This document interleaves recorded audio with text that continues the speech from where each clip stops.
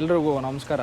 ನಾನು ಹೇಮಂತ್ ಅಂತ ಮೈಸೂರು ತಾಲೂಕು ವರ್ಣ ಹೋಬಳಿಯಲ್ಲಿ ಕೃಷಿ ತಂತ್ರಜ್ಞಾನ ನಿರ್ಮಾಣ ಸಂಸ್ಥೆಯಲ್ಲಿ ಸಹಾಯಕ ತಾಂತ್ರಿಕ ವ್ಯವಸ್ಥಾಪಕನಾಗಿ ಕರ್ತವ್ಯ ನಿರ್ವಹಿಸ್ತಾ ಇದ್ದೀನಿ.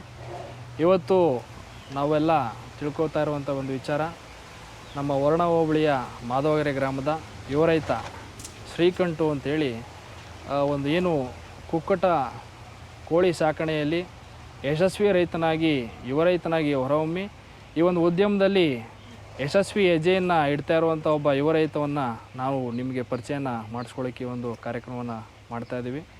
ಬನ್ನಿ, ಅವರ ಒಂದು ಕಾರ್ಯಚಟುವಟಿಕೆಗಳು ಯಾವ ರೀತಿ ಇದೆ, ಅವರ ಒಂದು ಕ್ಷೇತ್ರ ಯಾವ ರೀತಿ ಇದೆ ಅನ್ನುವಂಥದ್ದನ್ನ ಕಣ್ಣಾರೆ ನೋಡೋಣ. ಸರ್ ನಮಸ್ತೆ, ನನ್ನ ಹೆಸರು ಶ್ರೀಕಂಠ ಅಂತ, ಮಾಧವಗೆರೆ ಗ್ರಾಮ, ವರ್ಣ ಹೋಬಳಿ, ಕೀಳಂಪುರ ಪೋಸ್ಟು. ಸರ್ ನಾವು ಇನ್ನೇನು 5 ವರ್ಷದಿಂದ ಕೋಳಿ ಸಾಕಾಣಿಕೆ ಮಾಡ್ತಾಯಿದ್ದೀವಿ. ಇದು ನಾನು ಡಿಗ್ರಿ ಮುಗಿಸ್ಕೊಂಡು ಬಂದಾದಮೇಲೆ ಇಲ್ಲಿ ಬೆಂಗಳೂರಲ್ಲಿ ವರ್ಕ್ ಮಾಡ್ತಾಯಿದ್ದೆ. ಅಲ್ಲಿಂದ ಬಂದು ಮತ್ತೆ ಇಲ್ಲಿ ಸ್ಟಾರ್ಟ್ ಮಾಡ್ದೋ ಪೋಲ್ಟ್ರಿ ಫಾರ್ಮು. ಒಳ್ಳೆ ರೀತಿಲಿ ಇದುವರೆಗೆ ಪ್ರಾಬ್ಲಮ್ ಆಗಿಲ್ಲ, ಚೆನ್ನಾಗಿ ಆಗ್ತಾಯಿದೆ. ಬನ್ನಿ ಶೆಡ್ ತೋರಿಸ್ತೀನಿ.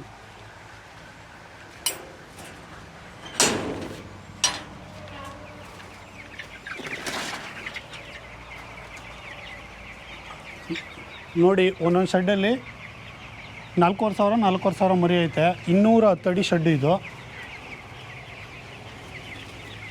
ಶ್ರೀಕಂಠ ಅವರೇ, ನೀವು ಕೋಳಿ ಸಾಕಣೆ ಮಾಡಬೇಕಾದ್ರೆ ನಿಮಗೆ ಮೊದಲನೇದಾಗಿ ಸ್ಫೂರ್ತಿ ಯಾರು, ಯಾಕೆ ಈ ಒಂದು ಉದ್ಯಮನೇ ಆಯ್ಕೆ ಮಾಡ್ಕೊಂಡ್ರಿ?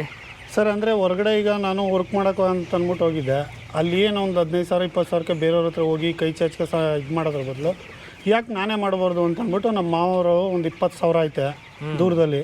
ಅಲ್ಲಿ ಹೋಗಿದ್ದೆ ಮದುವೆಗೆ ಅಂತ ಅಂದ್ಬಿಟ್ಟು. ಮದುವೆಗೆ ಹೋಗಿದ್ದೆ, ಅಲ್ಲಿಂದ ಬಂದೆ. ಏನು ಮಾವ ಅಂತ ಅಂದ್ಬಿಟ್ಟು ಎಲ್ಲ ಕೇಳಿದೆ. ಅಲ್ಲಿಂದ ಬಂದು ಶುರು ಮಾಡಿದೆ ಇದು ಪೋಲ್ಟ್ರಿ ಫಾರ್ಮು. ಬೆಂಗಳೂರಲ್ಲಿ ನಾನು HR ಎಕ್ಸಿಕ್ಯೂಟಿವ್ ಕೆಲಸ ಮಾಡ್ತಾಯಿದ್ದೆ. ಒಂದು 6 ತಿಂಗಳು ಮಾಡಿದೆ. ಅಲ್ಲಿ ಇದೆಲ್ಲ ಸ್ಯಾಲ್ರಿ ಎಲ್ಲ ಇದಾಗಿರಲಿಲ್ಲ. ಒಂದು 15,000 ಕೊಡ್ತಾಯಿದ್ರು. ಅದಕ್ಕೆಲ್ಲ ನಮಗೆ ಆಗಲಿಲ್ಲ. ನಮ್ಮಲ್ಲೇ ಯುಟಿಲೈಸ್ ಮಾಡ್ಕೊಳ್ಳೋದು ಅಂದ್ಬಿಟ್ಟು ನಮ್ಮಲ್ಲಿ ಎಲ್ಲ ಥರನೂ ಐತೆ. ಈಗ ನಮ್ಮ ಇರೋದನ್ನ ಯುಟಿಲೈಸ್ ಮಾಡೋದು ಬಿಟ್ಬಿಟ್ಟು ಹೊರಗಡೆ ಹೋಗಿ ಬೇರೆಯವ್ರಿಗೆ ಕಷ್ಟಪಟ್ಟು ಗೇಯೋದ್ರ ಬದಲು ನಾವೇ ಮಾಡೋದು ಅಂದ್ಬಿಟ್ಟು ಶುರು ಮಾಡ್ದೋ. ಬಂದು ನನ್ನ ತಮ್ಮನೂ MBA ಮಾಡೋಣ, ಅವನದುವೆ. ಇಬ್ಬರು ಪ್ಲ್ಯಾನ್ ಮಾಡಿಬಿಟ್ಟು ಮಾಡ್ದೋ. ಶೆಡ್ಡು ಕನ್ಸ್ಟ್ರಕ್ಷನ್ ಮಾಡ್ದೋ. ಫಸ್ಟ್ ಏನೂ ಗೊತ್ತೇ ಇರಲಿಲ್ಲ, ಹೇಗೆ ಮಾಡಬೇಕು ಅನ್ನೋದು ಮೆಥಡು ಗೊತ್ತಿಲ್ಲ ನಮಗೆ. ಏನೋ ಒಂದು ಇದು ಅಂತ ಅಂದ್ಬಿಟ್ಟು ನಮ್ಮ ರೆಡಿ ಮಾಡ್ಬಿಟ್ಟು ಮಾಡ್ದೋ ಶೆಡ್ಡು. ಇದು ಸುಗುಣ ಫಸ್ಟ್ ಹಾಕ್ಸಿದ್ದು. ಸುಗುಣ 1-2 ವರ್ಷ ಮಾಡಿದ್ದೀನಿ. ಸುಗುಣದಲ್ಲಿ ಪ್ರತಿಯೊಂದು ನಮಗೆ ಮರಿ ಬಿಟ್ಕೋಬೇಕು ಅನ್ನೋದೇ ಗೊತ್ತಿರಲಿಲ್ಲ. ಆ ಸುಗುಣದವರು ಎಲ್ಲನೂ ರೆಡಿ ಮಾಡಿ ಟ್ರೈನ್ ಅಪ್ ಮಾಡಿ ಎಲ್ಲನೂ ಕೊಟ್ಟರು. 2 ವರ್ಷ ಸುಗುಣದಲ್ಲಿ ಮಾಡಿದೆ. ಅದು ಮಾರ್ಕೆಟಿಂಗ್ ಡೌನ್ ಆಯಿತು. ಮತ್ತು ಅಲ್ಲಿಂದ IB ಕಂಪ್ನಿ ಇತ್ತು. IB ಕಂಪ್ನಿಗೆ ಮತ್ತೆ ಟೈಅಪ್ ಮಾಡಿದೆ. ಟೈಅಪ್ ಮಾಡಿಬಿಟ್ಟು 4 ವರ್ಷ ಆಯಿತು. IBಲಿ ಒಳ್ಳೆ ದುಡ್ಡು ಬರ್ತೈತೆ, ಪ್ರಾಬ್ಲಮ್ ಇಲ್ಲ. ಅಂದರೆ ನಿಯತ್ತಾಗಿ ಕೆಲಸ ಮಾಡಿದ್ರೆ, ಕರೆಕ್ಟಾಗಿ ಕೆಲಸ ಮಾಡಿದ್ರೆ ಬಂದೇ ಬರುತ್ತೆ. ಇಲ್ಲಿ ಏನಂತಂದರೆ ಪ್ರತಿ ಬ್ಯಾಚು 1 ವರ್ಷಕ್ಕೆ 6 ಬ್ಯಾಚ್ ಆಗುತ್ತೆ. 7 ಬ್ಯಾಚು 7.5 ಬ್ಯಾಚು ಮಾಡಿದ್ದೀನಿ ನಾನು. ಇಲ್ಲಿ ಒಳ್ಳೆ ರಿಸಲ್ಟ್ ಕೊಡ್ತು ಅಂತಾರೆ ಕಂಪ್ನಿಯವರು. ಪ್ರತಿಯೊಬ್ಬರೂ ಅಷ್ಟೇ 6 ಬ್ಯಾಚು 7 ಬ್ಯಾಚು 8 ಬ್ಯಾಚ್ ತನಕನೂ ಮಾಡ್ಬೋದು. ಲಾಸ್ಟ್ ಇಯರ್ ಈ ಕೊರೋನಾ ಆದಮೇಲೆ 6 ಬ್ಯಾಚು ಬಂದಿದ್ದೀನಿ. ಕೊರೋನಾಕ್ಕೂ ಮೊದಲೇ 7.5 ಬ್ಯಾಚು 8 ಬ್ಯಾಚು ಟಾರ್ಗೆಟ್ ಮಾಡ್ತಾಯಿದ್ದೋ ನಾವು. ಹೇಗೆ ಅಂತಂದರೆ 35 ದಿನ 40 ದಿನಕ್ಕೆ ಕೋಳಿ ಬರ್ತದೆ. ಬೇರೆಯವ್ರ ಹತ್ರ 45 ದಿನ 50 ದಿನ ಆದರೂ ಕೋಳಿ ಬರೋಲ್ಲ. ನಮ್ಮದು ವಾಟ್ರೆಲ್ಲ ಚೆನ್ನಾಗೈತೆ. ಅದರಿಂದ ಮತ್ತು ಕ್ಲೈಮೇಟ್ ಚೆನ್ನಾಗೈತೆ. ಒಳ್ಳೆ ಮೇಂಟೆನೆನ್ಸ್ ಕೊಡ್ತು ಅಂತಂದರೆ ಕೋಳಿ ಬೇಗ ಬರುತ್ತದೆ. ಈ ಒಟ್ಟು ಮತ್ತು ಎಲ್ಲ ನೀಟಾಗಿತ್ತು ಅಂತಂದರೆ 35 ದಿನ 38 ದಿನ 40 ದಿನಕ್ಕೆ 2.2 2.3 ಬಂದೇ ಬರ್ತದೆ ಕೋಳಿ. ಆ FCR ಬಂದು 1.6 ಅಲ್ಲಿ ತನಕ ಎಲ್ಲ ನಿಲ್ತ್ಕೊತು ಅಂತಾರೆ. 8.5-9 ರೂಪಾಯಿ ಕೊಟ್ಟೇ ಕೊಡ್ತಾನೆ. ಕಂಪ್ನಿ ಅವರೇಜ್ ಸ್ಟ್ಯಾಂಡರ್ಡ್ ರೈಟ್ ಬಂದು 6 ರೂಪಾಯಿ ನಿಲ್ಲಿಸಿದ್ದಾನೆ. ಅದರಿಂದಾಗಿ ನಮಗೆ ಎಲ್ಲನೂ ಖರ್ಚು ವೆಚ್ಚ ಎಲ್ಲ ಕಳೆದು 1,40,000 1,50,000 ರೂಪಾಯಿ ಪರ್ ಬ್ಯಾಚು ಸಿಕ್ಕುತ್ತೆ ನಮಗೆ. ಲೇಬರ್ಗಳು ಯಾರೂ ಇಲ್ಲ, ನಾನು ನನ್ನ ತಮ್ಮನೇ ಮೇಂಟೈನ್ ಮಾಡ್ತೀವಿ ಎಲ್ಲನೂ. ಒவ்வொரு ಕೆಲಸ ಬಿತ್ತು ಅಂತಾರೆ ಲೇಬರ್ಗಳು ಹಾಕೋತೀವಿ. ಇನ್ನು ಬಂದು 38 ದಿನಕ್ಕೆ ಕ್ಲಿಯರ್ ಆಗುತ್ತೆ. ಪ್ರೊಸೆಸಿಂಗ್ ಮಾಡಿಬಿಟ್ಟು ಮತ್ತು ಎಲ್ಲ ಕ್ಲೀನಿಂಗ್ ಎಲ್ಲ ಶೆಡ್ ಮಾಡಿಬಿಟ್ಟು 8 ದಿನ ಗ್ಯಾಪ್ ಅಪ್ ಆಯ್ತದೆ. ಗ್ಯಾಪ್ ಅಪ್ ಆದ ತಕ್ಷಣ ರಿಟರ್ನು 10 ದಿನಕ್ಕೆ ಮರಿ ಬರ್ತದೆ. 10ರಿಂದ 15 ದಿನ. ಇವಾಗ ಲಾಂಗ್ ಟೈಮ್ ಕೊಟ್ಬಿಟ್ಟಿದ್ದಾರೆ. 21 ದಿನ ಲಾಂಗ್ ಟೈಮ್ ಕೊಟ್ಬಿಟ್ಟಿದ್ದಾರೆ. ಕೊರೋನಾ ಆದಮೇಲೆ ಪ್ರತಿಯೊಂದು ಕಂಪ್ನಿನ 21 ದಿನ, 1 ತಿಂಗಳು. ಅದು F ಕ್ಲಾಸ್ ಹೋಗಲಿ A ಕ್ಲಾಸ್ ಹೋಗಲಿ 21 ದಿನ ಲಾಂಗ್ ಟೈಮ್ ಕೊಟ್ಬಿಟ್ಟು ಫಸ್ಟ್ 8 ದಿನಕ್ಕೆ ಬಂದುಬಿಡ್ತಿತ್ತು. ಆವಾಗ ಹೆಂಗೆ ಅಂತ ನಮ್ಗೆ ಬೇಗ ಪ್ರೋಸೆಸ್ ಆಗ್ತಾಯಿತ್ತು. ನಂಬರ್ ಆಫ್ ಬ್ಯಾಚಸ್ಸು ಬೇಗ ಬರ್ತಾಯಿತ್ತು. ಅದರಿಂದ ನಮಗೂ ಒಂದು ಇನ್ಕಮ್ ಹೆಚ್ಚಾಯ್ತಾಯಿತ್ತು. ಇವಾಗ ಬೆಳವಣಿಗೆ ಅದು ಶ್ರೀಕಂಠ ಅವರೇ. ಯಾಕಂದರೆ ನೀವು ಮಾಸ್ಟರ್ ಡಿಗ್ರಿ ಮಾಡಿ ನಿಮ್ಮ ಓದಿನ ಜೊತೆಗೆ ಈ ಒಂದು ಕೋಳಿ ಸಾಕಣೆಯನ್ನು ಮಾಡಬೇಕು ಅಂತೇಳಿ ನಿಮ್ಮ ಮಾವ ಅವರ ಒಂದು ಮಾರ್ಗದರ್ಶನದಲ್ಲಿ ಈ ಒಂದು ಉದ್ಯಮವನ್ನು ಆಯ್ಕೆ ಮಾಡ್ಕೊಂಡ್ರಿ. ಈಗ ನಿಮಗೆಲ್ಲ ಗೊತ್ತೇ ಇರಬೇಕು, ಏನು ಕೊರೋನಾ ಒಂದು ತುರ್ತು ಪರಿಸ್ಥಿತಿಯಲ್ಲಿ ಭಾಳಷ್ಟು ಉದ್ಯಮಗಳು ಏನು ನೆಲ ಕಚ್ಚಿರುವಂಥದ್ದು. ಆ ಒಂದು ಕೊರೋನಾ ಪರಿಸ್ಥಿತಿಯಲ್ಲಿ ನಿಮಗೆ ಈ ಒಂದು ಕುಕ್ಕುಟ ಉದ್ಯಮ ಯಾವ ರೀತಿ ಕೈ ಹಿಡೀತು? ಕೈ ಹಿಡಿತು ಅನ್ನೋದಕ್ಕೆ ಹೆಚ್ಚಾಗಿ ಈ ಕಂಪ್ನಿಯವ್ರಿಗೆ ಲಾಸ್ ಆಯಿತು. Last year first time corona ಬಂದಾಗ ಈ ಕೋಳಿಯಿಂದನೇ ಕೊರೋನಾ ಬಂತು ಅಂತ ನೋಡಿದ್ರಿ, 10,000 ಬರ್ಡ್ಸ್ ನಾನೇ ಊತಾಕಿದ್ದೀನಿ. ಆ ಟೈಮಲ್ಲಿ ಕಂಪ್ನಿಯವರು ಹೊಸ ಕಂಪ್ನಿ ಇದಾಗಿತ್ತಲ್ಲ, ಕಂಪ್ನಿಯವ್ರದ್ದು 10,000 ಬರ್ಡ್ಸು 22 ಏಜಸ್ದು ಬರ್ಡ್ಸು ನಾನು ಡೆತ್ ಮಾಡಿದ್ರು, ಫುಲ್ ಎಲ್ಲ ಕಲ್ಸ್ ಮಾಡಿದ್ರು. ಅದರಲ್ಲಿ ಕಂಪ್ನಿಯವ್ರಿಗೆ ಮಿನಿಮಮ್ 10 ಲಕ್ಷ ಲಾಸ್ ಆಯಿತು ನಾನು ಒಬ್ಬನಿಂದಾನೆ. ಇಂಥದ್ದು ಮೈಸೂರಲ್ಲಿ ಪ್ರತಿಯೊಂದು ಕಂಪ್ನಿಗೂ 140ಇಂದ 150 ಫಾರ್ಮರ್ ಇದ್ದಾರೆ. ನನ್ನೊಬ್ಬನಿಂದನೇ ಅಷ್ಟಾಯಿತು. ಬಟ್ ನಮಗೆ ಆ ಟೈಮಲ್ಲಿ ಅವರೂ ಸಹ ₹3 4 ಕೊಟ್ಟರು, ಅಷ್ಟು ಪ್ರಾಬ್ಲಮ್ ಆದ್ರೂ. ಆ ಟೈಮಲ್ಲೂ ಮೇಂಟೆನೆನ್ಸ್ ಚಾರ್ಜಸ್ ಕೊಟ್ಟರು ಆ ಟೈಮಲ್ಲಿ. ಆದರೆ ಆ ಒಂದು ನಷ್ಟ ನಿಮಗೆ ಭಾಳ ಮುಖ್ಯವಾಗಿ ಅದೇನು ದೊಡ್ಡ ನಷ್ಟ ಅಂತೇನು ಅನ್ನಿಸ್ಲಿಲ್ಲ? ನಮ್ಗೆ ಅನ್ನಿಸ್ಲಿಲ್ಲ. ಯಾಕಂತಂದರೆ ಒಂದು ಬ್ಯಾಚ್ ಅಷ್ಟೇ ನಮ್ದು. ಹೆಂಗೆ ಅಂದರೆ ಇಯರ್ಲಿ ಕಾನ್ಸೆಪ್ಟು ನಮ್ಮದು. ಒಂದು ಬ್ಯಾಚ್ ಹೋಗುತ್ತೆ, ಒಂದು ಬ್ಯಾಚ್ ಬರುತ್ತೆ. ಅದ್ರ ಬಗ್ಗೆ ನಾವು ಕ್ಯಾರಿ ಮಾಡ್ಕೊಬಿಡ್ತೀವಿ. ಅಲ್ಲಲ್ಲೇ ನಾವು ಖರ್ಚು ಹಾಕಿರ್ತೀವಿ, ಈ ಜಳ್ಳು ಮತ್ತು ಕರೆಂಟ್ ಬಿಲ್ಲು ಪ್ರತಿಯೊಂದು ಇರ್ತದೆ. ₹4 ಕೊಡ್ತು ಅಂತಲೂ ನಮಗೆ ಅಡ್ಜಸ್ಟ್ ಆಗೋಯ್ತದೆ. ಆ ಟೈಮ್ಗೆ ಎಲ್ಲ ಟೈಮಲ್ಲೂ ಅಡ್ಜಸ್ಟ್ ಆಗಲ್ಲ. ₹50,000 ಖರ್ಚೇ ಬಿದ್ದುಬಿಡ್ತದೆ. ಹೇಳಿ, ಈಗ ಈ ಒಂದು ಬ್ಯಾಚು ನೀವು ಈ ಒಂದು ಕೋಳಿಗಳನ್ನ ಸಾಕಣೆ ಮಾಡಲಿಕ್ಕೆ ಈಗೇನು ಒಂದು ಶೆಡ್ ಮಾಡಿದಿರಿ. ಹಾಂ ಸರ್. ಈ ಒಂದು ಶೆಡ್ಗೆ ಇದರ ಒಂದು ಖರ್ಚು ವೆಚ್ಚ ಎಷ್ಟಾಯಿತು ಸರ್? ಖರ್ಚು ಈಗ 5 ವರ್ಷದಲ್ಲಿ ಮಾಡಿದಾಗೆ 9 ಲಕ್ಷ ಆಗಿತ್ತು ಒಂದೊಂದು ಶೆಡ್ಡು. ಈ ಒಂದು ಶೆಡ್ ಮಾಡಲಿಕ್ಕೆ ಇವುದು ಅಂತಂದರೆ 2 ಮೆಥಡಲ್ಲಿ ಮಾಡ್ಕೋಬೋದು. ಒಂದು ಹಂಚು ಶೆಡ್ ಮಾಡ್ಬೋದು, ಮತ್ತು ಇದನ್ನು ಕಬ್ಬಿಣ ಟ್ರಸ್ ಎಲ್ಲ ವರ್ಕ್ ಮಾಡಿಬಿಟ್ಟು ಈ ಥರ ನೀಟಾಗಿ ಮಾಡೋದು. ಇದು ಲೈಫ್ ಲಾಂಗು, 40 ವರ್ಷ 50 ವರ್ಷ ನಾವು ಲಾಂಗ್ ಟೈಮು ಮಾಡೋದ್ರಿಂದ ವ್ಯವಹಾರಗಳು ಬಿಸ್ನೆಸ್ಸು. ಹಾಗಾಗಿ ಒಂದು ಸಾರಿ ಇನ್ವೆಸ್ಟ್ಮೆಂಟ್ ಮಾಡಿದಾಗ ಒಂದು 2 ಲಕ್ಷ 3 ಲಕ್ಷ ವೇಫ್ ಆಗಿ ಹೆಚ್ಚಾಗುತ್ತೆ, ನೀಟಾಗಿ ಆಗುತ್ತೆ. ಓಕೆ, ಶೆಡ್ ₹5 ಲಕ್ಷ ನೀವು ಬಂಡವಾಳ ಹಾಕಿದ್ರಿ ಏನು ಶೆಡ್ಡನ್ನು ಮಾಡಲಿಕ್ಕೆ? ಸರ್ 5 ಲಕ್ಷಕ್ಕೆ ಆಗಲ್ಲ ಸರ್. 8 ಲಕ್ಷದ ಅಂಚನ್ನ ಇದು ಹೆಚ್ಚು ಕಡಿಮೆ ಇದು ಎಷ್ಟು 9 ಲಕ್ಷ ರೂಪಾಯಿ ಖರ್ಚಾಗಿದೆ ನಿಮಗೆ? ಇದು 5 ವರ್ಷದಲ್ಲಿ 5 ವರ್ಷದ ಹಿಂದೆ 9 ಲಕ್ಷ ಆಗಿತ್ತು. ಈಗ 9 ಲಕ್ಷ ಖರ್ಚನ್ನ ನೀವು ಈಗ ಆಲ್ರೆಡಿ ನಿಮ್ಮ ಲಾಭದಲ್ಲಿ ಅದನ್ನ ತಗೊಂಡ್ಬಿಟ್ಟಿದ್ದೀರಿ ಅಂತ ನಾನಾದ್ರೂ ಭಾವಿಸ್ತೀನಿ. ಎತ್ತಿದ್ದೀನಿ ಸರ್. ಆಗಿದೆ. ಓಕೆ, 9 ಲಕ್ಷ ಖರ್ಚು ಮಾಡಿದ್ರಿ. ಇದಕ್ಕೆ ಏನಾದರೂ ಸರ್ಕಾರದ ಒಂದು ಇಲಾಖೆಗಳಿಂದ ಅಥವಾ ನಬಾರ್ಡಿಂದ ಅಥವಾ ಬ್ಯಾಂಕಿಂದ ಏನಾದರೂ ನೀವು ಸವಲತ್ತನ್ನು ಪಡೆದಿದ್ರಾ? ಸರ್, ಬ್ಯಾಂಕಿಂದ ಪಡೆದಿದ್ದೀನಿ. ನಾನು ಮಾರ್ಟ್ಗೇಜ್ ಮಾಡಿಸ್ಬಿಟ್ಟು ಇಲ್ಲೇ ಇಂಡಿಯನ್ ಓವರ್ಸೀಸ್ ಬ್ಯಾಂಕ್ ಮೆಗ್ಲಾಪುರದಲ್ಲಿ ಒಂದು 10 ಲಕ್ಷ ರೂಪಾಯಿ ತೊಗೊಂಡಿದ್ದೆ. ಅದನ್ನು ಕೊಡೋಕ್ಕೆ ತುಂಬ ಕಷ್ಟ ಆಯಿತು. ಇನ್ವೆಸ್ಟ್ಮೆಂಟ್ ಇಲ್ಲದೆ ಡೈರೆಕ್ಟಾಗಿ ಕೈ ಹಾಕಬಾರ್ದು ಯಾರೂ. ಇಲ್ಲಿ ಹೆಂಗೆ ಅಂತಾರೆ, ಬ್ಯಾಂಕ್ನವ್ರು ನಂಬ್ಕೊಂಡು ಮಾಡೋ ಅಂಥ ವ್ಯವಹಾರ ಅಲ್ಲ ಇದು. ಬಿಸ್ನೆಸ್ಗಳು ಅವ್ರಲ್ಲಿ ಬ್ಯಾಂಕ್ನಲ್ಲಿ ಈಗ ಅಗ್ರಿಕಲ್ಚರ್ ಲೋನು ಕೊಡೋದೇ ಇಲ್ಲ ಅಂತ ಅಂದ್ಬಿಟ್ಟು ಕಂಡೀಷನ್ ಮಾಡ್ತಾ ಇದ್ದಾರೆ. ಅದರಲ್ಲಿ ನಾವು ಪ್ರತಿಯೊಂದನ್ನು ನೋಡ್ಕೊಂಡು ನಾವು ಮಾಡಬೇಕು. ಬಿಸ್ನೆಸ್ ಪ್ರತಿಯೊಂದನ್ನು ನೋಡ್ಕೊಂಡೇ ಮಾಡಬೇಕು. ನಾವು ನೋಡ್ದಂತೆ ಹಂಗೆ ಇನ್ವೆಸ್ಟ್ಮೆಂಟ್ ಮಾಡಿಬಿಡ್ತೀವಿ. ಯಾರೋ ಕೊಡ್ತಾರೆ, ಯಾರೋ ಬ್ಯಾಂಕ್ನವ್ರು ಕೊಡ್ತಾರೆ ಅಂತ ಅಂದ್ಬಿಟ್ರೆ ಆಗಲ್ಲ ಸರ್. ನಬಾರ್ಡ್ ಸಬ್ಸಿಡಿ ಸ್ಕೀಮ್ ಕೊಡ್ತಾರೆ. ಇಲ್ಲಿ ಯಾವುದು ಚಾಮರಾಜನಗರ ಬ್ಯಾಂಕು ಅಲ್ಲಿ ಕೊಡ್ತಾರೆ. ಅಲ್ಲಿ ಕೊಡ್ತಾನೆ ಅಂತ ಅಂದ್ಬಿಟ್ಟು ಅಲ್ಲೆಲ್ಲ ಹಾಕಿ ಅಪ್ಲಿಕೇಶನ್ ಹಾಕಿ ಬರೋ ತನಕನೇ 1 ವರ್ಷ 2 ವರ್ಷ ಆಗುತ್ತೆ. 2 ವರ್ಷದ ತನಕ ವೆಯ್ಟ್ ಮಾಡೋಕ್ಕಾಗಲ್ಲ, ಕಾಯಲಿಕ್ಕಾಗೋದಿಲ್ಲ. ಹಾಗಾಗಿ ನೀವು ವೈಯಕ್ತಿಕ ಸಾಲನ ತಗೊಂಡ್ರಾ? ವೈಯಕ್ತಿಕವಾಗಿ ಸಾಲ ತಗೊಂಡ್ರಿ? ಸಾಲ ತಗೊಂಡ್ರಿ? ಒಂದು 10 ಲಕ್ಷ ಮಾಡಿಸಿದ್ದೆ. ನನ್ನ ಹತ್ರ ಒಂದು 10 ಲಕ್ಷ ಹಾಕ್ಬಿಟ್ಟು ರೆಡಿ ಮಾಡಿಸ್ದೆ. ಆ ಸಾಲ ಎಲ್ಲ ಈಗ ಆಲ್ರೆಡಿ ನೀವು ಕ್ಲಿಯರ್, ಒಂದೇ ವರ್ಷಕ್ಕೆ ಕ್ಲಿಯರ್ ಮಾಡಿ ತೀರಿಸಿದ್ರಿ.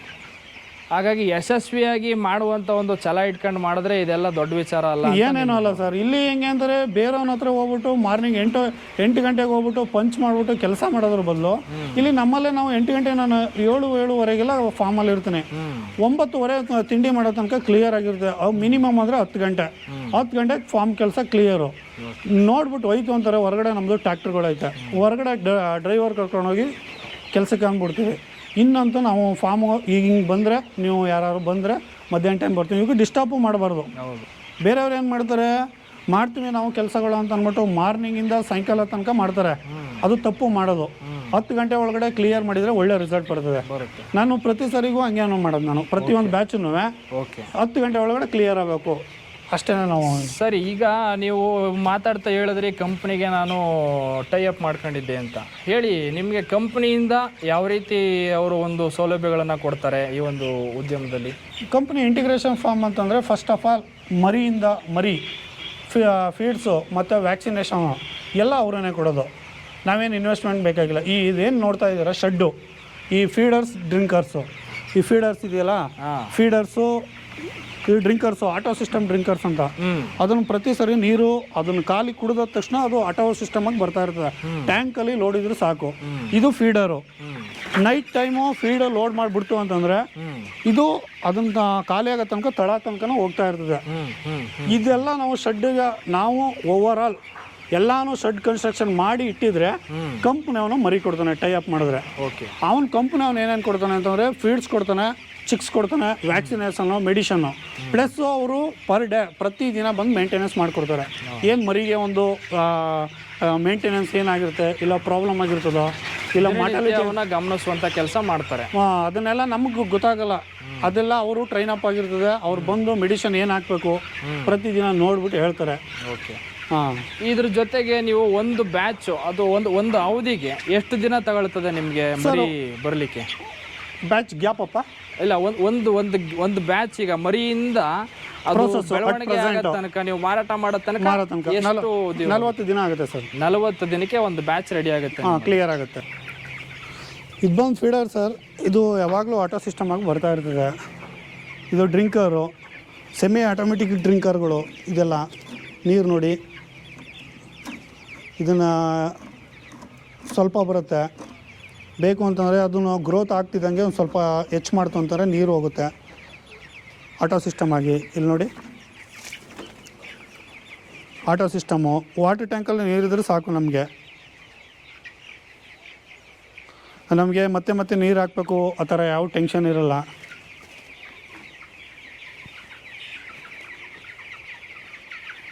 ಕೋಲ್ಡ್ ಆಗಿರೋದ್ರಿಂದ ಶೆಡ್ಗೆ ಎಲ್ಲನೂ ಕರ್ಟನ್ಗಳು ಎತ್ತಿದ್ದೀವಿ. ಕೋಲ್ಡ್ ವೆದರು ಫುಲ್ಲು ಚಿಲ್ನೆಸ್ ಆಗಿದೆ ಸರ್, ಅದರಿಂದ ಕರ್ಟನ್ಗಳೆಲ್ಲ ಎತ್ತಿದ್ದೀವಿ. ಇಲ್ಲ ಅಂತಾರೆ ಫುಲ್ಲು ಎಲ್ಲನೂ ಓಪನ್ ಸಿಸ್ಟಮ್ ಮಾಡಿ ಬಿಡಬೇಕಾಯ್ತದೆ.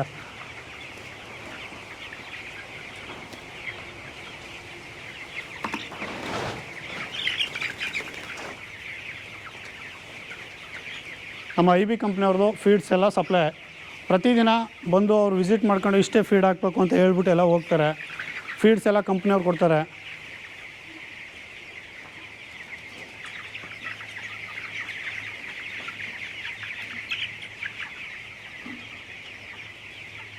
ಇದಕ್ಕೆ ಉಷ್ಣ ಕೊಡಬೇಕು ಆ ಥರದ್ದು ಸರ್. ಹೀಟ್ ಟೆಂಪ್ರೇಚರ್ ಮೇಂಟೈನ್ ಮಾಡಬೇಕು. ಇದಕ್ಕೆ ಮರಿ ಟೈಮಲ್ಲಿ 15 ದಿನಕ್ಕಂಟ ಚಿಲ್ನೆಸ್ ಆಗಿರ್ತದೆ, ಫುಲ್ ಕೋಲ್ಡ್ ಇರ್ತದಲ್ಲ. ಇದು ತಾಯಿ ಜೊತೆ ಹೆಂಗೆ ಯಾವ ಥರ ಇರ್ತದೆ ಆ ಥರ ಹೀಟ್ ಕೊಡಬೇಕು. ಹೀಟ್ ಟೆಂಪ್ರೇಚರ್ ಬಂದು ಇದಕ್ಕೆ 90 ಮೇಲೆ ಇರಬೇಕು. ನಾವು ಫುಲ್ಲು ಈಗ ಏನು ನೋಡ್ತಾ ಇದ್ದೀರಿ ಎಲ್ಲ ಓಪನ್ ಸಿಸ್ಟಮ್ ಇದೆ.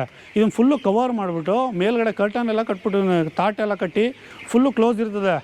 ಏನು ಒಂದು ಸ್ವಲ್ಪನೂ ಓಪನ್ ಇರೋಲ್ಲ, ಎಲ್ಲ ಕ್ಲೋಸ್ ಇರ್ತದೆ. ಕ್ಲೋಸ್ ಮಾಡಿಬಿಟ್ಟು ಒಳಗಡೆ ಮಿನಿಮಮ್ ಅಂತಾರೆ 16 ಲೈಟ್ ಉರಿದಾರೆ 200 ವೈಟು. ಪ್ಲಸ್ಸು ಅದ್ರ ಜೊತೆ ಹೀಟ್ ಮೇಂಟೈನ್ ಬಂದು ಇದ್ಲು ಬರುತ್ತಲ್ಲ ನೋಡಿ, ಮರದಿದ್ಲು ಪ್ರತಿ ಬ್ಯಾಚ್ಗೂ ನಾವು ಒಂದು 20 ಚೀಲ ಆಗುತ್ತೆ. ಟಿನ್ಗಳು ಬರುತ್ತಲ್ಲ, ಈ ಎಣ್ಣೆ ಟಿನ್ಗಳು, ಅದರೊಳಗಡೆ ಹಾಕ್ಬಿಟ್ಟು ಟಿನ್ ಮೇಂಟೈನ್ ಹಾಕ್ಬಿಟ್ಟು ಇದ್ಲು ಹಾಕಿ ಕೆಂಡ ಹಾಕ್ಬಿಟ್ಟು ಮೇಂಟೈನ್ ಮಾಡ್ತೀವಿ. ಅದರಿಂದ ಒಳ್ಳೆ ರಿಸಲ್ಟ್ ಬರ್ತದೆ. ಇದನ್ನು 3-4 ಥರ ಟೈಪ್ ಐತೆ.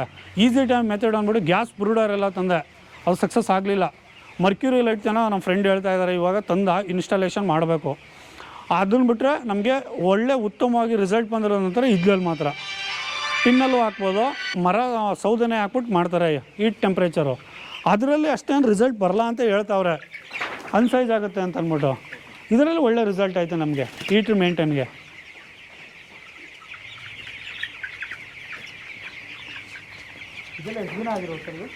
ಸರ್ 21 ದಿನ ಆಗೈತೆ. 21 ದಿನ 900 ಗ್ರಾಮ್ ಬರುತ್ತೆ ಕೋಳಿ. ಚೆನ್ನಾಗೈತೆ, ಒಳ್ಳೆ ರಿಸಲ್ಟ್ ಐತೆ ಈ ಸಾರಿ.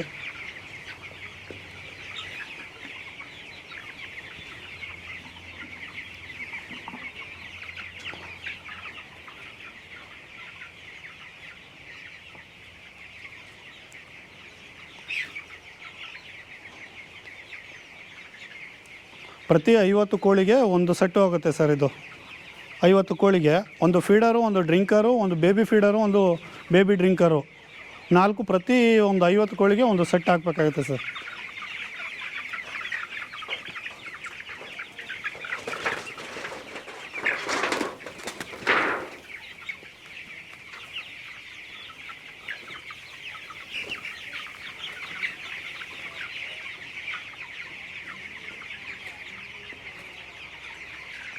ಸರ್ ಹಸು ಬಂದು ನಮ್ಮ ಹತ್ರ 2 ಐತೆ.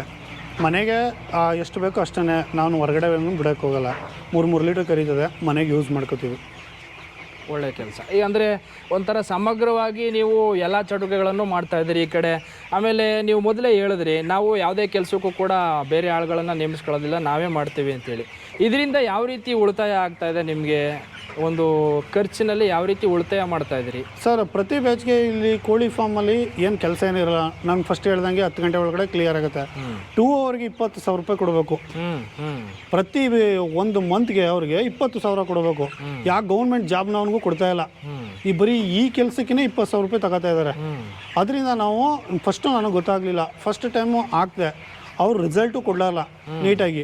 ಅದರಿಂದ ನಾವೇನು ಮಾಡಿದ್ವು, ಕೆಲಸ ನಮಗೆ ಗೊತ್ತಿರಲಿಲ್ಲ. ಫಸ್ಟು ಕಲ್ತ್ಕೊಂಡಾದ್ಮೇಲೆ ಬೇಕಾಗಿಲ್ಲ ಅಂದ್ಬಿಟ್ಟು 2 ಅವರು ಮುಗಿಯೋ ಕೆಲಸಕ್ಕೆ ಯಾತಕ್ಕೆ 20,000 ಕೊಡ್ಬೇಕು ಅವ್ರಿಗೆ ಅಂದ್ಬಿಟ್ಟು ನಾವೇನೇ ಮಾಡ್ಕೋತೀವಿ. ಇನ್ನು ನಮ್ಮ ಟ್ಯಾಕ್ಟ್ರುಗಳಿಗೆ ಮತ್ತು ಜಮೀನುಗಳಿಗೆ ಲೇಬರ್ಸ್ಗಳು ಬರ್ತದೆ. ನಮಗೆ ಇಲ್ಲಿ ಸಿಗ್ತದೆ ಕೆಲಸಕ್ಕೆ. ನಮ್ದು ಏನಾಗುತ್ತೆ, ನಾವು ಆದಷ್ಟು ಕೆಲಸಗಳು ಮಾಡ್ತೀವಿ. ಆಗಲಿಲ್ಲ ಅಂತಂದರೆ ಲೇಬರ್ಗಳು ಹಾಕತ್ತೀವಿ. ಈ ಸಣ್ಣ ಪುಟ್ಟ ಕೆಲಸ ಎಲ್ಲ ಮಾಡೋಕ್ಕಾಗಲ್ಲ. ಒಟ್ಟಿನಲ್ಲಿ ಇಲ್ಲಿ ಆಲ್ಮೋಸ್ಟ್ ಭಾಗಶಃ ಇರುವಂಥ ಕೆಲಸಗಳನ್ನೆಲ್ಲ ನೀವು, ನಿಮ್ಮ ತಮ್ಮ, ನಿಮ್ಮ ಅಪ್ಪ 80% ನಾವೇ ಕ್ಲಿಯರ್ ಮಾಡ್ಕೊಂಡಿರ್ತೀವಿ.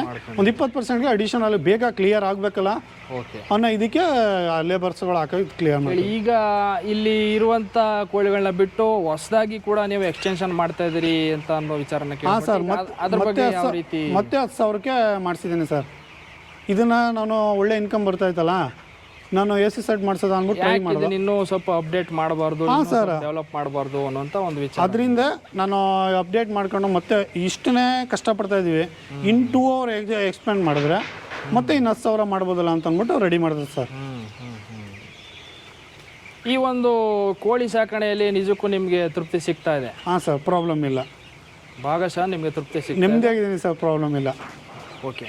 ಈಗ ಇದೇ ರೀತಿ ಯುವಕರುಗಳು, ನಿಮ್ಮ ರೀತಿ ಏನು ವಿದ್ಯಾವಂತ ಯುವಕರುಗಳು, ಓದ್ತಾ ಇರುವಂಥ ಯುವಕರುಗಳು, ಜೊತೆಗೆ ರೈತ ಕುಟುಂಬದ ಹಿನ್ನೆಲೆಯಿಂದ ಬಂದಿರತಕ್ಕಂಥವ್ರು ಇವತ್ತೆಲ್ಲ ನಮಗೆ ಕೃಷಿನೇ ಬೇಡ ಅಂಥೇಳಿ ಹಿಮ್ಮುಖವಾಗಿ ಚಾಲನೆ ಮಾಡ್ತಾ ಇರುವಂಥದ್ದು ಭಾಳ ವಿಷಾದಕರವಾದಂಥ ಸಂಗತಿ. ಅದನ್ನೆಲ್ಲ ನಾವು ನೋಡ್ತಾ ಇದ್ದೀವಿ. ಅಂಥವ್ರಿಗೆ ನೀವು ಏನು ಹೇಳಲಿಕ್ಕೆ ಇಷ್ಟಪಡ್ತೀರಿ ಸರ್? ಅದು ನೀವು ಅವರು ಹೋಗ್ತಾ ಇರೋಕ್ಕೆ ಕಾರಣ ಅಂತಂದರೆ ಮಾರ್ಕೆಟಿಂಗ್ ಫ್ಲಕ್ಚುಯೇಷನು ಮೇಜರ್. ಹೆಂಗೆ ಅಂದರೆ ತರಕಾರಿ ಹಾಕ್ತಾರೆ, ಬರ್ತಾರೆ. ನಮ್ಮ ಫ್ರೆಂಡ್ಸು ತುಂಬ ಜನ ಬೆಂಗಳೂರಲ್ಲಿ ಈಗ ಕೊರೋನಾಯಿಂದಾಡಿ ರಿಟರ್ನ್ ಬಂದರು. 1 ವರ್ಷವೂ ಉಳಿಲಿಲ್ಲ, ರಿಟರ್ನು ಹೊರಟೇ ಹೋದ್ರು. ಎಲ್ಲ ಯಾತಿಗೆ ಹೋದ್ರು ಅಂತಂದರೆ ಅಟ್ ಪ್ರೆಸೆಂಟ್ ಅವರು ಪೇಷನ್ಸ್ ಇಲ್ಲ ಯಾರಿಗೂ. ಕಾಯ ಪೇಷನ್ಸು ಇವತ್ತು ನಾನು ಹಾಕಿದ್ದೀನಿ. ಇದೇ ಕೋಳಿ ಫಾರ್ಮು ಕನ್ಸ್ಟ್ರಕ್ಷನ್ ಮಾಡಿಬಿಟ್ಟು 8 ತಿಂಗಳು ವೆಯ್ಟ್ ಮಾಡಿದ್ದೀನಿ ಕೋಳಿ ಬಿಡ್ಸೋಕೆ ಅಂತ ಅಂದ್ಬಿಟ್ಟು. ಲೈನ್ ಇಲ್ಲ ಅಂದ್ಬಿಟ್ಟು ಕೊಡಲಿಲ್ಲ. 8 ತಿಂಗಳು ವೆಯ್ಟ್ ಮಾಡಿದ್ದೀನಿ. ಆ ಥರ ಯಾರೂ ವೆಯ್ಟ್ ಮಾಡಲ್ಲ. ಅಟ್ ಪ್ರೆಸೆಂಟ್ ಹಾಕಿದ್ರೆ 2 ಲಕ್ಷ ಹಾಕಿದ್ರೆ 2 ಲಕ್ಷ ಬರಬೇಕು. ಅದು ಅಕ್ಸೆಪ್ಟ್ ಮಾಡಿದ್ರೆ ಆಗಲ್ಲ ಸರ್ ಇಲ್ಲಿ. ಅದರಿಂದ ಅವರು ಮತ್ತೆ ಏನು ಮಾಡ್ತಾರೆ, 1 ಲಕ್ಷ 2 ಲಕ್ಷ ಎಲ್ಲೋ ತಂದು ಹಾಕಿರ್ತಾರೆ. ಮತ್ತು ಬಡ್ಡಿ ಎಲ್ಲ ಇದು ಮಾಡಬೇಕು. ಆ ಥರ ಮಾಡೋಕ್ಕೋಗ್ಬಾರ್ದು. ಗೊತ್ತಿತ್ತಾ ಮಾಡಬೇಕು, ಗೊತ್ತಿಲ್ವಾ ಸುಮ್ಮನೆ ಇರಬೇಕು. ಇದೇ ಈ ಟೈಮಲ್ಲಿ ತುಂಬ ಫ್ರೆಂಡ್ಸ್ಗಳು ಎಲ್ಲ ಬಂದರೆ ಪೋಲ್ಟ್ರಿ ಫಾರ್ಮ್ ಮಾಡಿದ್ದಾರೆ, ಎಲ್ಲ ಲಾಸ್ ಅಂತ ಹೋಗಾರೆ. ಬರ್ತಾರೆ, ಇದು ಮಾಡ್ಕೊಂಡು ಕೆಲಸ ಮಾಡಲ್ಲ, ಯಾರನ್ನೋ ಲೇಬರ್ ನೇಮಿಸಿರ್ತಾರೆ. ನಾನೂ ಮಾಡ್ತಾಯಿದ್ದೀನಿ ಪೋಲ್ಟ್ರಿ ಅಷ್ಟೇ ಅವ್ರದ್ದು. ಆದರೂ ಮಾತ್ರ ಅವ್ರ ಒಳಗಡೆ ಏನಾಯ್ತು ಅಂತ ನೀವು ನೋಡಲ್ಲ, ಹೋಗಲ್ಲ ಒಳಗಡೆ, ಮಾಡಲ್ಲ. ಯಾವನೋ ಲೇಬರ್ ಹಾಕಿರ್ತಾನೆ, 20,000 ರೂಪಾಯಿ ಅವರು ಕೊಡಬೇಕು. 1 ತಿಂಗಳಿಗೆ 20,000 ರೂಪಾಯಿ ಅಂದರೆ ಗ್ಯಾಪ್ ಅಪ್ಪಲ್ಲಿ 2 ತಿಂಗಳಾಯಿತು. 2 ತಿಂಗಳಿಗೆ 40,000 ರೂಪಾಯಿ ಕೊಡಬೇಕು. ಅದನ್ನು 40,000 ರೂಪಾಯಿ ಅವ್ನು ಕೊಡೋದಕ್ಕೆ ಇವರೇನೇ ನಿಂತ್ಕೊಂಡು ಮಾಡಿದ್ರೆ ಏನಾಗುತ್ತೆ? ಅಲ್ಲಿ ನಮಗೆ ಕೂಲಿ ಆಳುಗಳಿಗೆ ಕೊಡುವಂಥ ವೆಚ್ಚ ಕಡಿಮೆ ಆಗುತ್ತೆ.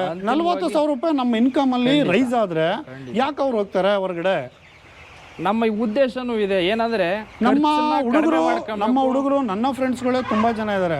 ಅವ್ರು ಬರ್ತಾ ಇದ್ದಾರೆ, ಹೋಯ್ತಾ ಇದ್ದಾರೆ. ನಾನು ಬೈತೀನಿ, ಇನ್ವೆಸ್ಟ್ಮೆಂಟ್ ಮಾಡಬೇಡಿ.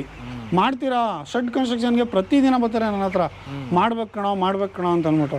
ನೀನು ನಿಂತ್ಕೊಂಡು ಮಾಡ್ತೀಯಾ? ಮಾಡು, ಇಲ್ಲ ಕೈ ಹಾಕ್ಬೇಡ. ಯಾಕಂದ್ರೆ ನನಗೂ ಗೊತ್ತು, ಇಲ್ಲಿ ನಾನಿಲ್ಲ ಅಂತಂದರೆ ಇಲ್ಲಿ ಇವತ್ತು 1.5 ಲಕ್ಷ ತಗೋತಾ ಇದ್ದೀನಿ ಅಂತ ಅನ್ನಲ್ಲ.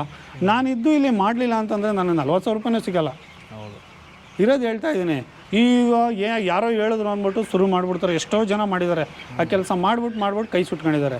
ಅದು ತಪ್ಪು. ಅವರು ನೀಟಾಗಿ ತಿಳ್ಕೊಂಡು ಮಾಡಬೇಕು. ನಿಮ್ಮ ಒಂದು ಏನು ಸಾಹಸಿ ಯಶೋಗಾಥೆ ಅಂತ ಹೇಳಿದ್ರೆ ತಪ್ಪಾಗಲಾರ್ದು. ಯಾಕಂದರೆ ಇವತ್ತು ನಾವು ನೋಡ್ತಾ ಇರೋ ಮಟ್ಟಕ್ಕೆ ಈ ಒಂದು ಕೋಳಿ ಸಾಕಣೆಯಲ್ಲಿ ಭಾಳಷ್ಟು ಜನ ಲಾಸ್ ಅಂತೇಳಿ ನಮಗೆ ನಷ್ಟ ಆಗ್ತಾಯಿದೆ ಅನ್ನುವಂಥ ಹೇಳೋರ ಮಧ್ಯೆ ನಾನೊಬ್ಬ ಯಶಸ್ವಿ ಒಬ್ಬ ಉದ್ಯಮಿ ಅಥವಾ ಒಬ್ಬ ಏನು ಈ ಒಂದು ಉದ್ಯಮದಲ್ಲಿ ಯಶಸ್ವಿಯಾಗಿ ನಾನು ಮುಂದೆ ಬಂದಿರತಕ್ಕಂಥವನು ಅಂತ ನೀವು ಹೆಮ್ಮೆಯಿಂದ ಹೇಳ್ತಾ ಇದ್ದೀರಿ. ಭಾಳ ಖುಷಿ ಆಯಿತು ನಿಮ್ಮನ್ನು ನೋಡಿ. ಇದೇ ರೀತಿ ನಿಮ್ಮ ರೀತಿಯೇ ಬೇರೆ ರೈತರುಗಳು ಕೂಡ ಈ ಒಂದು ನೀವು ಏನು ಯಾವ ರೀತಿ ಅಳವಡಿಸ್ತಾ ಇದ್ದೀರಿ ಈ ಒಂದು ಚಟುವಟಿಕೆಗಳನ್ನು, ಈ ಒಂದು ಅಂಶಗಳನ್ನು ಅವರು ಗಮನದಲ್ಲಿ ಇಟ್ಕೊಂಡು ಈ ಒಂದು ಉದ್ಯಮವನ್ನು ಮಾಡೋದೇ ಆದರೆ ಅದರಲ್ಲಿ ಯಶಸ್ವಿ ಕಟ್ಟಿಟ್ಟ ಬುತ್ತಿ ಅಂತ ನಾನಾದರೂ ಭಾವಿಸ್ತೀನಿ. ಥ್ಯಾಂಕ್ ಯು, ನಿಮ್ಮ ಒಂದು ಶ್ರಮಕ್ಕೆ thank you very much. Thank you sir. ನನ್ನ ಹೆಸರು ಶಿವಸ್ವಾಮಿ ಅಂತೇಳಿ, ನಾನು ಸಹ ಪ್ರಾಧ್ಯಾಪಕರಾಗಿ ವಿಸ್ತರಣಾ ಶಿಕ್ಷಣ ಘಟಕ ನಾಗನಹಳ್ಳಿಯಲ್ಲಿ ಕೆಲಸ ನಿರ್ವಹಿಸ್ತಾ ಇದ್ದೀನಿ.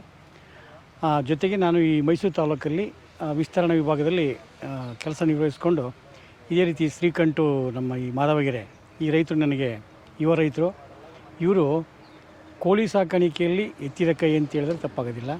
ಯಾಕೆಂದರೆ ಅವರು ಕೋಳಿ ಸಾಕಾಣಿಕೆಯಲ್ಲಿ ಭಾರಿ ಪರಿಣಿತಿ ಹೊಂದಿ ಸುಮಾರು ಒಂದು ವರ್ಷಕ್ಕೆ ಒಂದು 6 ತಪ್ಪಾದ್ರೆ 7 ಬೆಳೆಗಳನ್ನ ತಗೊಳ್ತಾ ಇದ್ದಾರೆ. ಅದರ ಜೊತೆಗೇ ಬೇರೆ ತರಕಾರಿ ಬೆಳೆಗಳು, ಉದಾಹರಣೆಗೆ ಟೊಮೆಟೊ, ಮೆಣಸಿನಕಾಯಿ ಮತ್ತು ಇನ್ನಿತರ ಬೆಳೆಗಳು ಮತ್ತು ಹಾಗೆ ಬಾಳೆ, ಇವೆಲ್ಲ ಈ ರೀತಿ ಸಮಗ್ರ ಕೃಷಿಯಲ್ಲಿ ಯುವ ರೈತರು. ಜೊತೆಗೆ ಅವರು ಪದವೀಧರರು ಸಹ ಹೌದು. ಇತ್ತೀಚೆಗೆ ನಮ್ಗೆ ಅವ್ರ ಪರಿಚಯ ಆಗಿ ಅವರು ನಿಜವಾಗ್ಲೂ ಈಗ ಇತ್ತೀಚಿನ ಬರ್ತಕ್ಕಂಥ ಇವೆಲ್ಲ ಯುವ ರೈತರಿಗೆ ಮಾದರಿಯಾಗಿದ್ದಾರೆ ಅಂದರೆ ತಪ್ಪಾಗಲಾರ್ದು. ಹೀಗಾಗಿ ನಾವು ಅವರ ತಾಕಿಗೆ ಭೇಟಿ ಸಾಮಾನ್ಯವಾಗಿ 15 ಒಮ್ಮೆ ಆದ್ರೂ ಭೇಟಿ ಮಾಡಿ ಅವ್ರ ಜೊತೆಗೆ ನಾವು ವಿಷಯಗಳನ್ನ ವಿನಿಮಯ ಮಾಡ್ಕೊಳ್ತಾ ಇದ್ದೀವಿ. ಅವ್ರು ಏನು ಬೇಕೋ ಅದನ್ನು ಫೋನಲ್ಲಿ ನಾವು ತಿಳಿಸ್ತಾರೆ. ಅವ್ರು ಏನೇ ಬೆಳೆಗಳಿದ್ದು ಏನೇ ತೊಂದರೆಗಳಿದ್ದರೆ ಫೋನಲ್ಲಿ ಅವ್ರು ನಮ್ಮನ್ನು ಕಾಂಟ್ಯಾಕ್ಟ್ ಮಾಡ್ತಾರೆ. ಆವಾಗ ನಮಗೆ ನಾವು ಸಾಧ್ಯವಾದಷ್ಟು ಅವರ ತಾಕಿಗೆ ಬಂದು ಅವರ ಬೆಳೆಗಳನ್ನ ನೋಡಿ ಅಲ್ಲಿ ಅವ್ರಿಗೆ ಪರಿಶೀಲನೆ ಮಾಡಿ ಏನು ತೊಂದರೆ ಇದೆ, ಹುಳುಗಳ ಬಾಧೆ ಇದೆಯಾ ಅಥವಾ ರೋಗದ ಬಾಧೆ ಇದೆಯಾ ಅದು ನೋಡಿಕೊಂಡು ಅವರಿಗೆ ಅದು ಯಾವ ರೀತಿ ನಿಯಂತ್ರಣ ಮಾಡಬೇಕು ಅನ್ನೋದನ್ನ ನಾವು ಅವ್ರಿಗೆ ತಿಳಿಸ್ಕೊಡ್ತೀವಿ. ಹೀಗಾಗಿ ಇತ್ತೀಚಿನ ದಿನಗಳಲ್ಲಿ ನನಗೆ ಅವರು ತುಂಬ ಹತ್ತಿರವಾಗಿದ್ದಂಥ ಯುವ ರೈತರು ಮತ್ತು ಯುವ ಪೀಳಿಗೆಗೆ ಭಾರಿ ಬರ್ತಕ್ಕಂಥ ಯುವ ರೈತರಿಗೆ ಅವರೊಬ್ಬ ಮಾದರಿ ರೈತರಾಗೋದ್ರಲ್ಲಿ ಏನೂ ಇದ್ರ ಬಗ್ಗೆ ಸಂಶಯ ಇಲ್ಲ ಅಂತ ಹೇಳಕ್ಕೆ ಬಯಸ್ತೀನಿ.